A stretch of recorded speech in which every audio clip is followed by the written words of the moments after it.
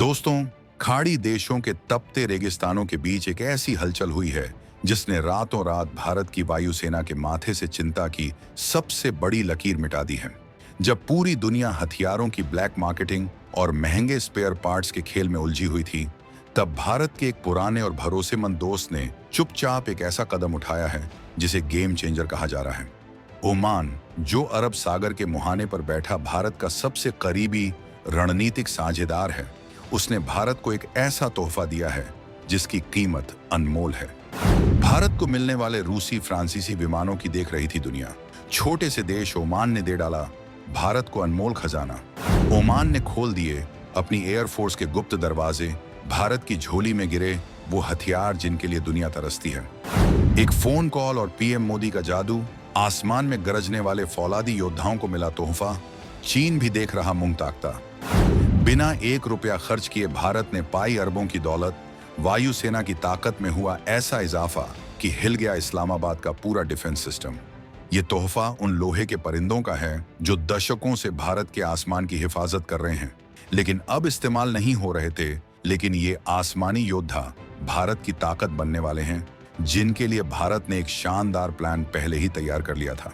सोचिए, एक ऐसा फाइटर जेट जो कम ऊंचाई पर उड़कर दुश्मन के रडार को छकमा देने में माहिर है, जो न्यूक्लियर बम ले जाने की ताकत रखता है, लेकिन जिसके कल पुर्जे मिलने अब दुनिया में बंद हो चुके थे। अचानक ओमान ने अपने हैंगर के दरवाजे खोले और कहा, यह सब तुम्हारा है भारत। दोस्तों, अब जहन में सवाल उठता है कि आखिर ओमान ने भारत को अपनी आसमानी ताकत क्यों सौंप डाली है? क्या इसके पीछे कोई खुफिया डील है, या फिर ये पीएम मोदी की उस कूटनीति का असर है जिसने अरब जगत को भारत का मुरीद बना दिया है? क्या इन पुराने जेट्स के आने से भारतीय वायुसेना की वो कमी पूरी हो जाएगी जिसका फायदा उठाने के सपने पाकिस्तान देख रहा था? और सबसे बड़ा सवाल, क्या इन जेट्स के अंदर ओमान ने कुछ ऐसा छिपाकर भेजा है जो भारत की स्ट्राइक पावर को कई गुना बढ़ा देगा?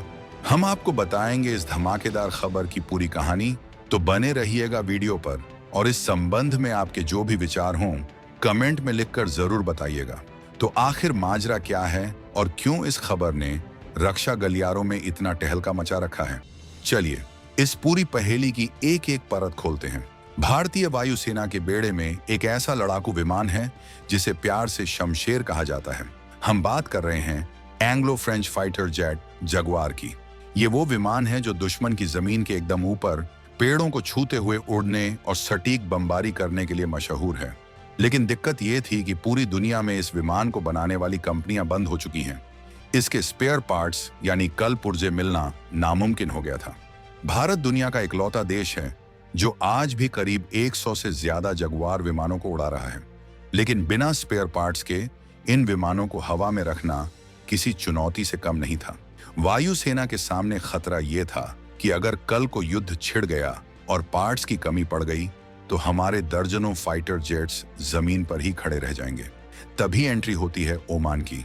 ओमान दुनिया का आखिरी देश था जिसने 2014 तक जगुआर विमानों का इस्तेमाल किया था।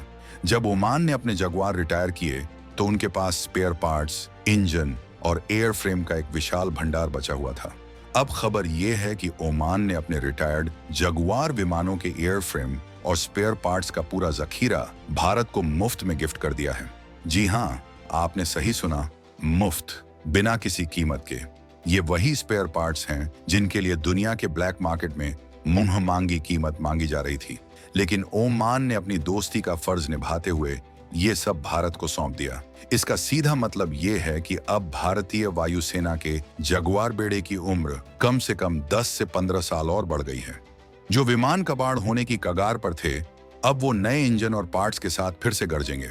ये भारत के लिए किसी जीवन दान से कम नहीं है। अब जरा इस बात की गहराई को समझिए कि ये पाकिस्तान के लिए बुरी खबर क्यों है। पाकिस्तान हमेशा से इस फिराक में रहता है कि कब भारतीय वायुसेना की ऑपरेशनल क्षमता कम हो।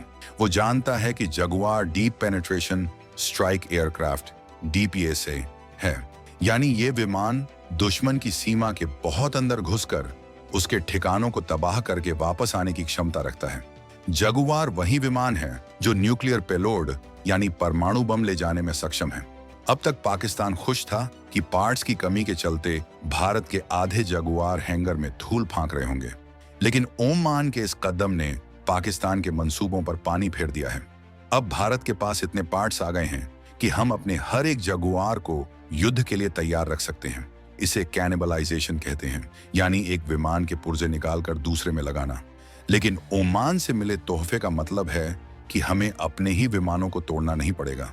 हमारे पास अब इंजनों का भंडार है, रडार के हिस्से हैं और हाइड्रोलिक सिस्टम्स हैं। ये सब ओमान से भारत लाए जा रहे हैं। सोचिए, एक तरफ पाकिस्तान अपने AF-16 के छोटे छोटे पुर्जों के लिए अमेरिका के सामने गिड़गिड़ाता है, दूसरी तरफ भारत का रुतबा ऐसा है कि ओमान जैसा देश सामने से आकर कहता है कि ले जाओ, ये तुम्हारे काम आएगा। ये फर्क है दोनों देशों की साख में। ये उस भरोसे का प्रतीक है जो भारत ने पिछले कुछ सालों में मिडिल ईस्ट में बनाया है। ओमान का थुमरायत एयरबेस, जहां ये विमान रखे थे, वहां से भारतीय वायुसेना के ट्रांसपोर्ट विमान इन्हें भर कर ला रहे हैं। ये किसी ऑपरेशन से कम नहीं है, एक ऐसा ऑपरेशन जिसने बिना गोली चलाए भारत की मारक क्षमता को कई गुना बढ़ा दिया है। लेकिन क्या ओमान ने ये सब सिर्फ दोस्ती में किया है या इसके पीछे कोई गहरी रणनीति है? दोस्तों, अंतरराष्ट्रीय संबंधों में फ्री लंच जैसा कुछ नहीं होता। ओमान और भारत का रिश्ता सदियों पुराना है। ओमान रणनीतिक रूप से ऐसी जगह पर बैठा है जहां से फारस की खाड़ी का मुहाना कंट्रोल होता है और भारत हिंद महासागर का बेताज बादशाह है। ओमान जानता है कि इस पूरे इलाके में अगर कोई देश उसकी सुरक्षा की गारंटी दे सकता है तो वो सिर्फ और सिर्फ भारत है।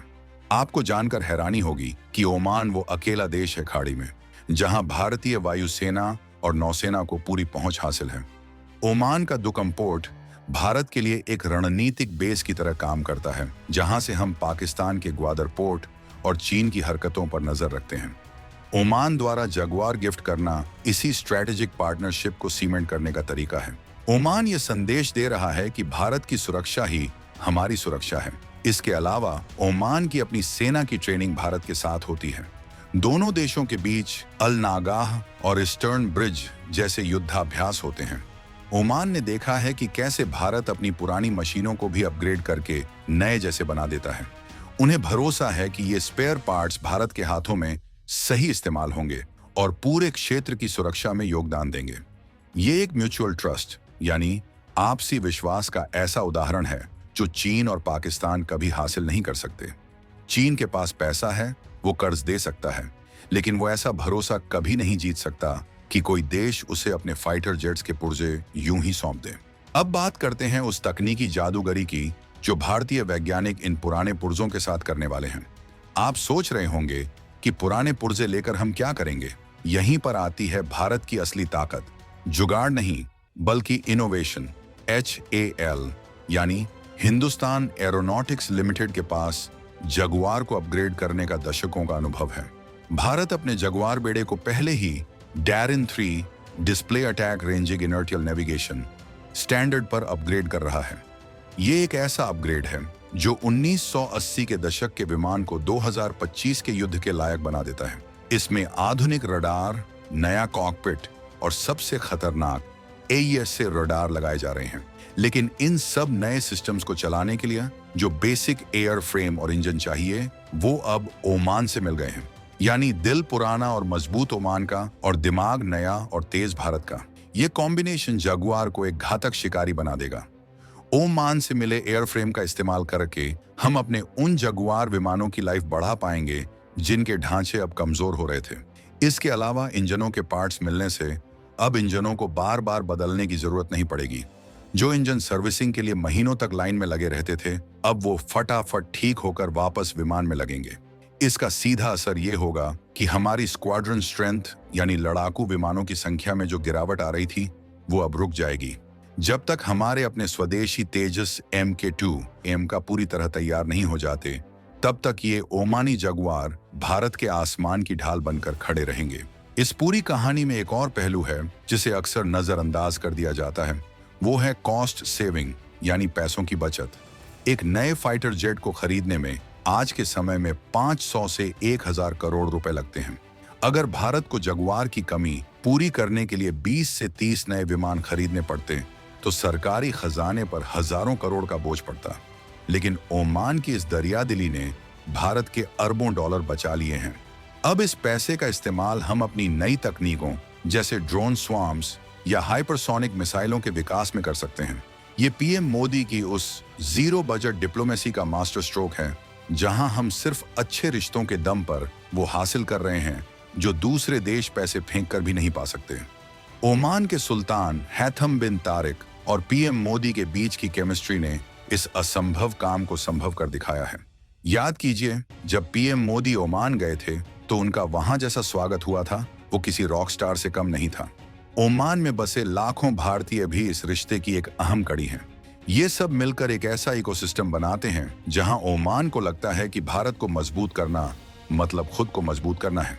पाकिस्तान इस बात से भी जलता है कि एक मुस्लिम देश होने के बावजूद ओमान पाकिस्तान की बजाय भारत के ज्यादा करीब है।